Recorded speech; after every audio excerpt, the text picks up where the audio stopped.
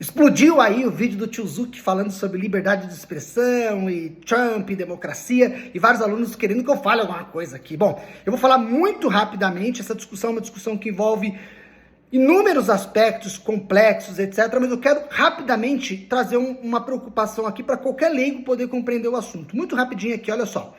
O Zuckerberg disse que ele está preocupado com a liberdade de expressão, mas calma lá, esse aí é o pano de fundo da discussão, mas se ele tivesse preocupado mesmo com a liberdade de expressão, nós teríamos outro tipo de movimentação por parte dele. A liberdade de expressão na internet, desde o seu nascimento, troquei cartas, troquei e-mails com o criador da internet, que está vivo, inclusive, assunto para outra hora, e ele falou muito da liberdade de expressão, coisas que a gente lê nos livros e tal. Inicialmente tinha uma preocupação muito grande com a liberdade de expressão, outro tipo de preocupação que não é a do Zuckerberg. Se ele estivesse realmente preocupado com essa liberdade de expressão toda, ele começaria por mudar o próprio algoritmo dele.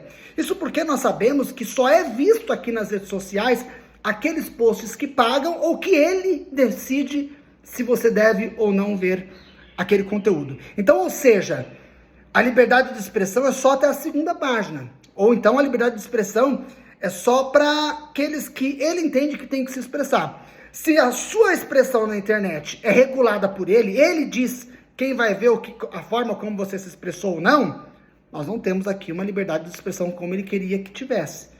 Basta ver que eu tenho aqui, sei lá quantos mil seguidores no meu Instagram, poucos verão esse vídeo que eu estou gravando. Então não é uma liberdade, é uma liberdade que ele quer que você tenha.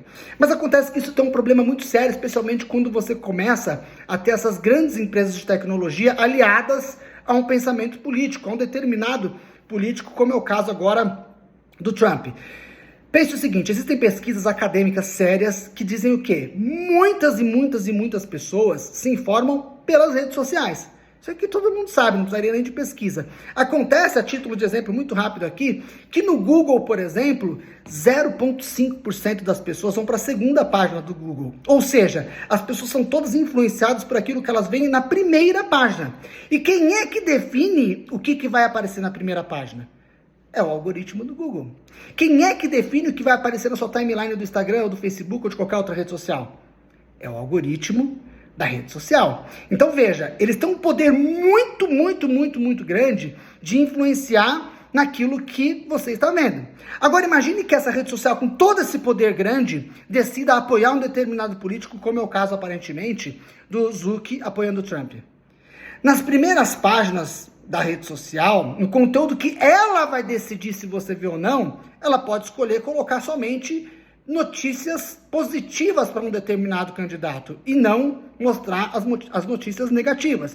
Com isso, você vai ter uma falsa percepção sobre aquele determinado candidato e vai, obviamente, influenciar diretamente no resultado das eleições. Ou seja, as Big Techs vão decidir quem vai ser o presidente, o prefeito, o senador, o governador, enfim, tudo mais, de um determinado país. É um poder gigantesco. Por quê? Elas podem trocar esse poder, não estou falando que vai acontecer, mas, elas podem trocar esse poder todo por influência em determinados temas de interesse delas. Então, assim, é muito grave. Além disso, existem questões muito mais técnicas, eu não quero me aprofundar demais, que, por exemplo, pesquisas apontaram que a forma como você busca uma determinada informação no Google, nos buscadores como um todo, ou na rede social, da forma como você digitou, eles já conseguem compreender quem é que é a sua intenção de voto numa determinada eleição. Então, se você busca a sequência de nomes, por exemplo, candidato a presidente, notícias sobre Lula e Bolsonaro, a sequência que você colocou Lula e Bolsonaro já diz, com base em todas as pesquisas que eu estou simplificando aqui, quem é a sua intenção de voto. Esse é um indicativo mais poderoso do que a boca de urna famosa que as pessoas tentam fazer, os partidos fazem há muitos e muitos anos aqui no Brasil e fora do Brasil, para tentar descobrir quem vai votar, quem a pessoa tem a intenção de votar. Agora imagine o seguinte, essa pessoa, essa rede social, esse buscador, ele sabe qual é a sua intenção de voto e quer mudar essa intenção de voto. O que ele vai fazer? Opa! Danilo tem a intenção de votar no político X, deixa eu começar a exibir para ele notícias ruins desse político e positivas do outro.